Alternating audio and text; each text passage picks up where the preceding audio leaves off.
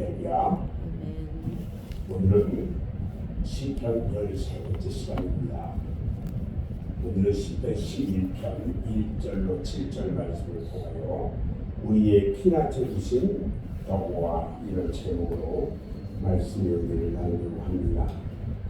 우리는 어렵고 급박한 상황에 놓이게 되면 우선 그 상황에서 벗어나고 싶은 마음에서 현실과 타협하고 때로는 불의와도 타협하고자 하는 유혹을 받게 됩니다.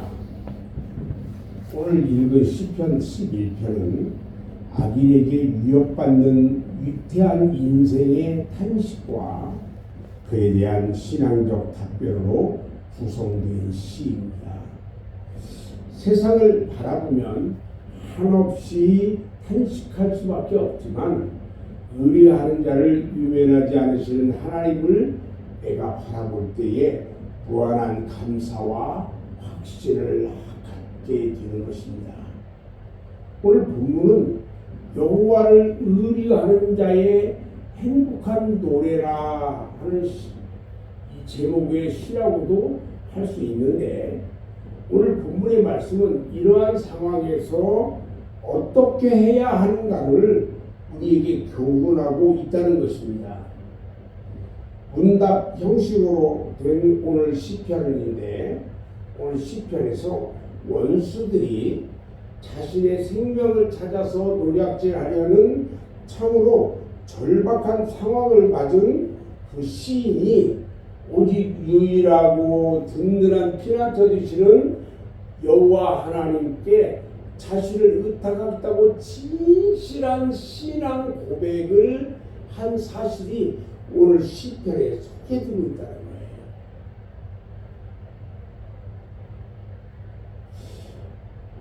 우리가 원수들이 생명을 찾아서 죽이려고 노략질하려고 한다. 절박한 상황이죠. 죽이려고 하는 상황이니까. 그런데 그런 상황에서 나의 든든한 피난처 되신 여호와 하나님 앞에 내가 온전히 하나님 앞에 의탁하겠다고 신앙 고백을 드리는 이런 사실이 너무 아름답지 않아요? 우리 믿음의 사람들이요, 절망할 수밖에 없는 현실 속에서도 결코 절망할 수 없는 이유가 있는데, 그것은 우리가 믿는 하나님이 살아계시다는 사실이에요. 아멘. 그리고 하나님께서 선하신 뜻에 따라서 인류 역사를 통치해 가신다는 사실이에요.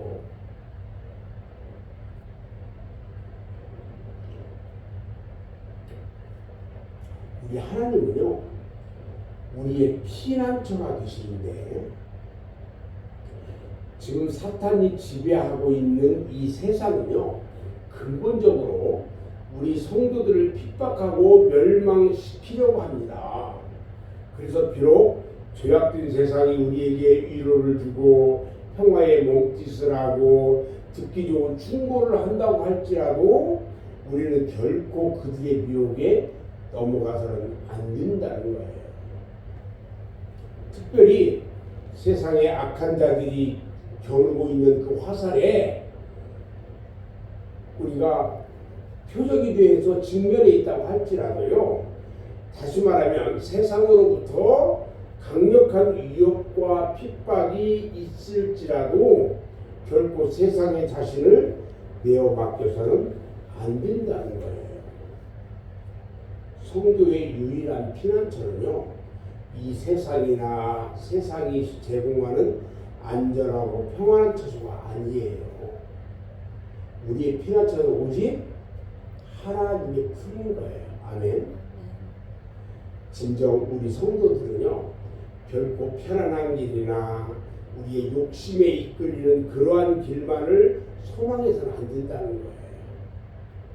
그것이 우리의 신실한 삶의 어떤 올무가 되고 덫이 될 수 있기 때문에 그래요. 그래서 우리는 편안한 길을 택할 것이 아니라 믿음의 길, 참 생명에 이르는 길을 택하여야 한다는 것입니다. 그것이 바로 우리 성도들의 유일하고 절대적인 피난처이고 산성이 주시는 여호와 하나님의 품이라는 거예요. 믿음의 길, 생명의 길. 하나님께 피하는 자는요, 그 어떤 세상의 핍박이나 위협에도 결코 흔들리지 않고 평안과 안식을 얻게 됩니다. 우리가 시편 46편에 보면은 46편 1절로 3절에 보면은 이렇게 이야기해요. 하나님은 우리의 피난처시요 힘이시니 환난 중에 만날 큰 도움이시라.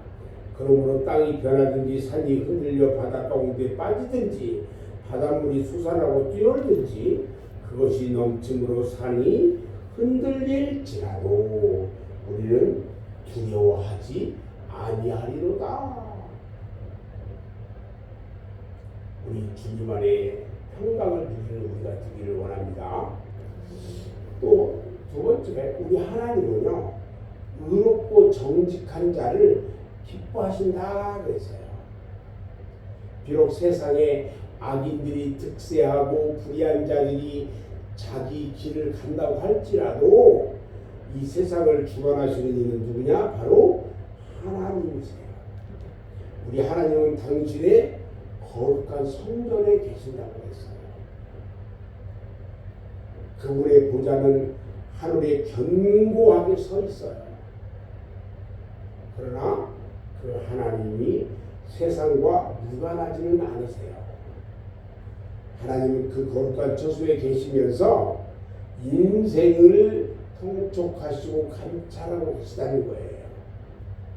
다시 말하면 우리 인간들의 일거수일투족을 예리한 눈으로 소상하게 살펴보시고 또 되어져가는 모든 과정을 하나도 놓지 않으시고 세밀하게 관찰하고 계시다는 거예요.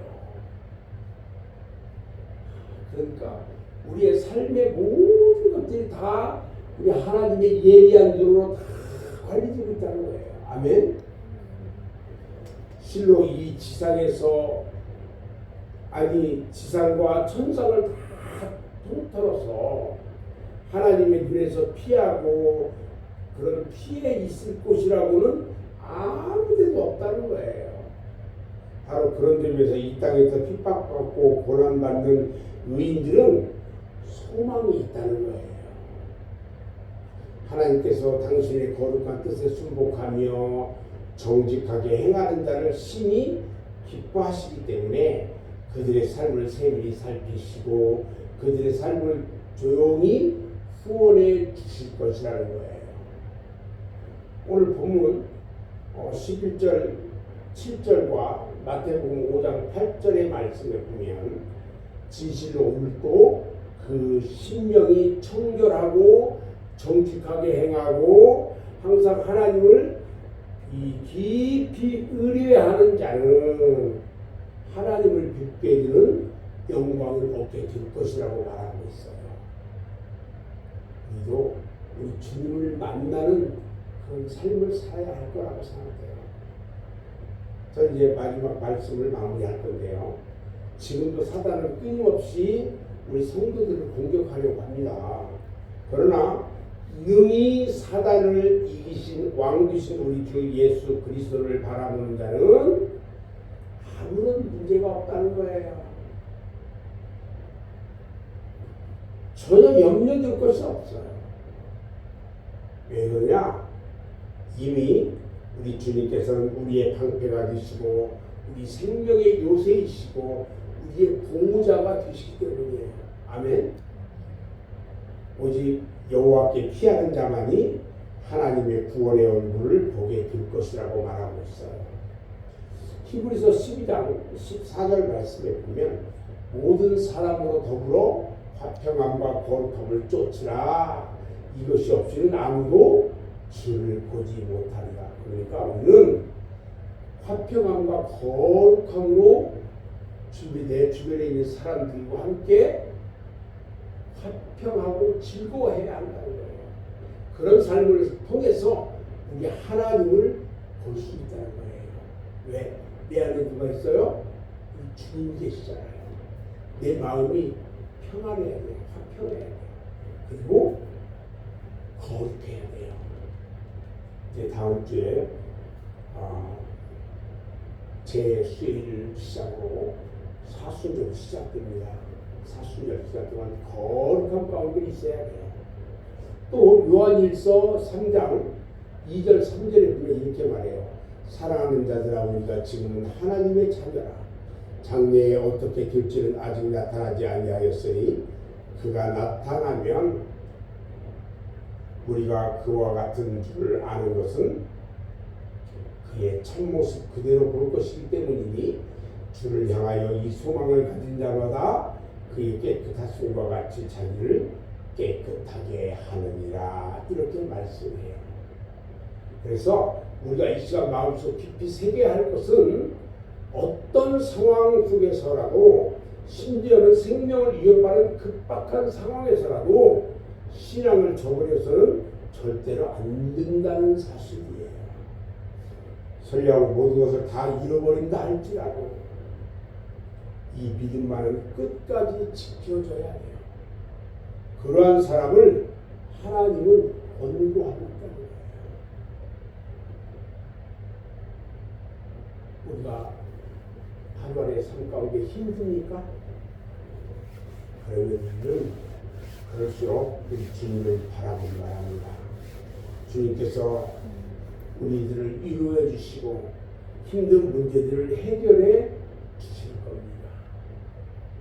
우리를 향한 하나님의 권고하심이 이 땅에서 영원하기를 주님의 이름으로 축원합니다. 기도하겠습니다.